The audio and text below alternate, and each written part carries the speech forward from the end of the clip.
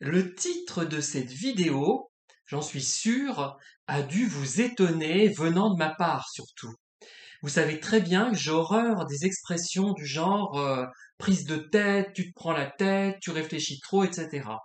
Eh bien, justement, et je l'affirme sans me baser sur aucune théorie, mais en me basant sur l'expérience, mon expérience et celle des autres que je regarde aussi, que j'écoute, c'est en se prenant la tête qu'on se prend moins la tête. Je m'explique. Il y en a qui vont vous dire, ah oui, mais toi, tu développes des centres d'intérêt intellectuel, tu aimes te prendre la tête, moi j'ai besoin de me détendre, pas réfléchir, etc. On entend souvent ce genre de discours. Eh bien, moi je pense que c'est une lourde erreur. Justement, si on veut être plus à l'aise dans la vie, si on veut que la vie ait un sens, il faut réfléchir et s'intéresser à des thématiques.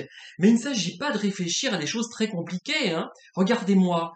Finalement, je réfléchis sur des choses très basiques qui font appel à la sensibilité. On peut s'intéresser à plein de sujets, même à un sport, se passionner pour un sport, quel qu'il soit, que ce soit du foot, du rugby ou que sais-je encore. Mais vraiment s'y intéresser, quoi. Enfin, vraiment y accorder de l'importance. On peut s'intéresser aux plantes, on peut s'intéresser aux minéraux, on peut s'intéresser à la lecture, aux romans, même aux romans policiers. On peut s'intéresser à plein de choses mais de façon un petit peu approfondie, en y réfléchissant, en se posant des questions, mais pas des questions bien compliquées. Par exemple, moi, je m'intéresse, tiens, entre autres choses, à certains types d'opéras. Eh bien, je vais les écouter, je vais comparer avec d'autres opéras, mais tout bêtement, je vais dire, tiens, ce compositeur-là, tiens, Richard Strauss, il fait penser à Mozart par moment, et à d'autres moments, il fait penser à Wagner. Vous voyez, des trucs tout bêtes, ça fait des conversations, ça fait des thèmes d'intérêt, ça fait des buts de recherche. Et plus on s'intéresse à des sujets comme ça, plus on se prend la tête finalement, moins on va être amené à se prendre la tête et à déprimer. Je peux vous assurer que ça marche. Bon, il y a des limites, parce que quand on a trop de problèmes, c'est encore l'histoire de la pyramide de Maslow, eh bien, on n'a pas la capacité à s'intéresser à des choses comme ça. Mais je pense que les gens qui malgré toute leur intelligence, tout leur, euh, tout leur potentiel, toutes leurs études parfois brillantes, n'ont pas de thème d'intérêt, sauf si évidemment le thème de leurs études, si leur métier les intéresse, les passionne, enfin sinon pas des thèmes d'intérêt, même pas des passions, des thèmes d'intérêt. Par exemple, quand ils vont dans une ville, j'en donne d'autres, hein, pour que vous compreniez où je veux en venir, ben, ils regardent les maisons, s'amusent à regarder les maisons, on regarde les parcs, on regarde les fleurs qu'il y a dans les parcs, on regarde sur le bord de la mer, on regarde la façon dont arrivent les vagues sur la plage, ça nous fait penser à des choses tristes ou gaies ou poétiques, tout ce qu'on peut imaginer. Je crois que c'est ça la clé. Et moi j'ai entendu quelqu'un que je ne citerai pas, qui m'a dit, oh moi je veux pas me prendre la tête, hein, quand j'arrive au week-end, j'ai pas envie de me casser la tête. Ben oui, mais il faut se casser la tête un minimum, sinon on s'ennuie à mourir.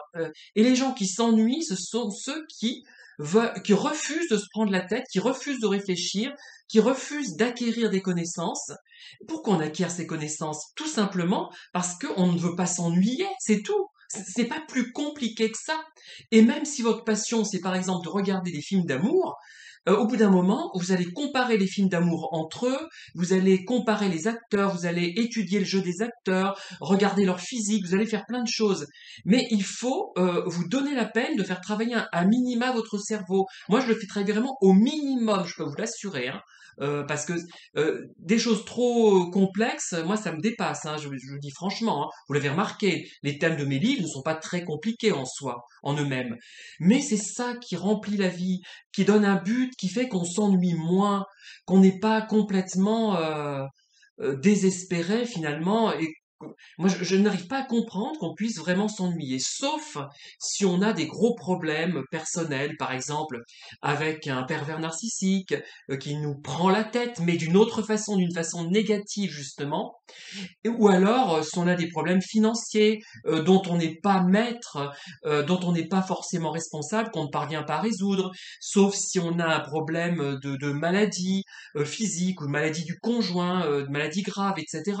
Effectivement, là, ça nous prend trop d'énergie et par conséquent, toutes les activités que l'on pourrait développer à côté, on n'y arrive pas. Sauf si on a déjà entamé ce travail avant. Parce qu'une fois qu'on a pris le pli, même si on a des gros problèmes, on arrive quand même à trouver une dérivation, un dérivatif avec les thèmes d'intérêt. Donc, pour justement ne pas nous prendre la tête, prenons-nous la tête justement. Il faut se prendre la tête. C'est tous les jours nous devons nous prendre la tête, mais à condition de choisir les motifs et les contenus de cette prise de tête.